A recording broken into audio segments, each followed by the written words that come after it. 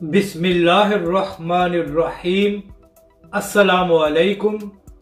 आप देख रहे हैं यूट्यूब चैनल आम सी बातें। मुस्तफ़ा कमाल को बड़ा सियासी झटका। MQM तहरीक लब्बैक के दफ्तर पहुंच गई। इस वीडियो में हम इसी के मुतालिक बात करेंगे।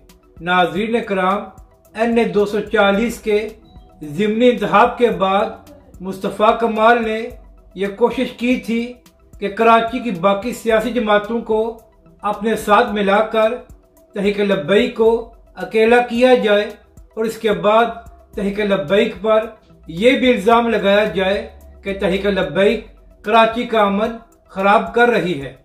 मगर हमेशा की तरह तहरीक लब्बैक और अल्लामा साद हुसैन रिजवी के मुखालफीन को मुंह की खाना पड़ी है और कल जमात इस्लामी और MQM के एक वफद ने तहरीक लब्बैक पाकिस्तान के रुकन शूरा और सिंध के अमीर गुलाम गौस बगदादी साहब से एक अहम मुलाकात की है, जिसमें तीनों जमातों ने इस बात पर इत्फाक किया है कि जो NA 245 में ज़िमनी इंतखाब होने जा रहा है उसको हर सूरत पुरअमन बनाया जाएगा और सब जमातें भाईचारे के साथ इलेक्शन लड़ेंगी ताकि कराची का माहौल खराब ना हो।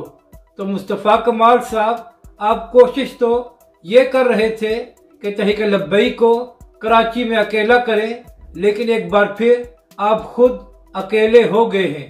अपनी राय का ज़रूर इजहार करें कि आपको ये वीडियो कैसी लगी और हमारे इस चैनल को भी सब्सक्राइब करें।